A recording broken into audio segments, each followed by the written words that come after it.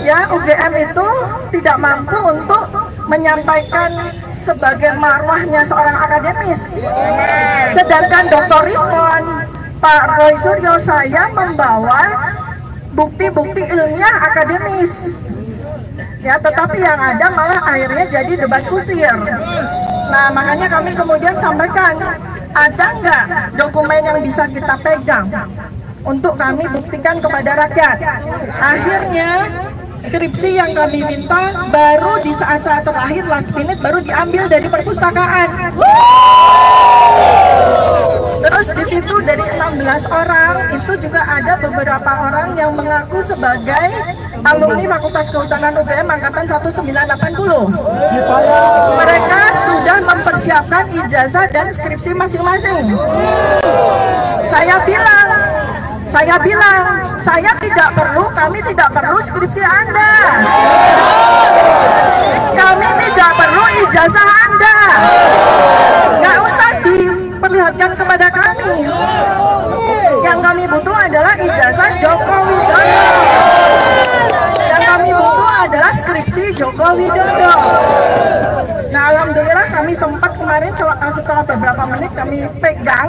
Artinya saya, Pak Roy, dan Pak Rizwan adalah saksi hidup bahwa kami pegang skripsi seseorang ya yang di dalam skripsi itu namanya Joko Widodo. Tapi dengan mata kepala ya, kami jelas melihat banyak beberapa keanehan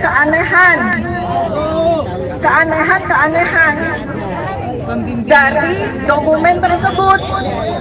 Dan semakin aneh lagi ketika kami minta salah satu dari yang membawa skripsi untuk kami bandingkan.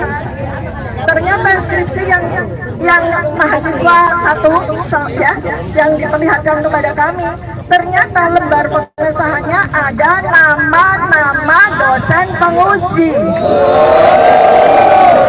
Di mana di skripsi Joko Widodo tidak ada nama dosen penguji.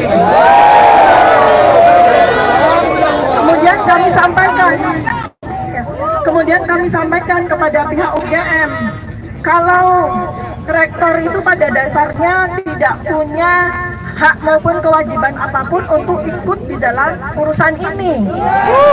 Jadi kalau rektor ataupun dekan tidak memiliki statement apapun, sebaiknya diam saja.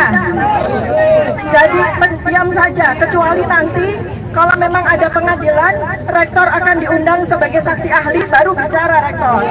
Atau dekan sebagai saksi ahli, baru bicara. Di luar itu, saya sampaikan jangan bilang apapun. Termasuk kepada para profesor-profesor yang mengaku katanya ijazah Jokowi ada tapi hilang.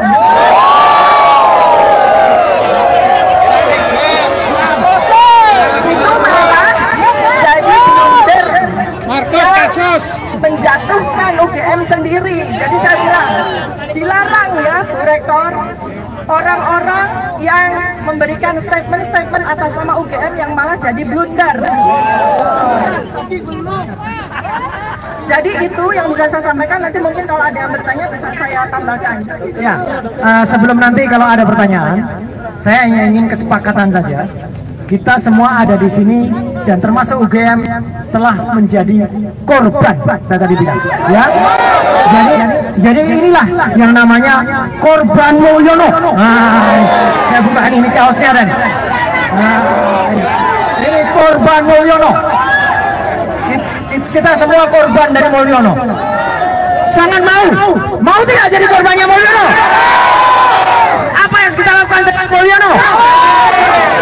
Kita berikan doa, kita berikan semangat untuk tim yang besok berangkat ke Solo.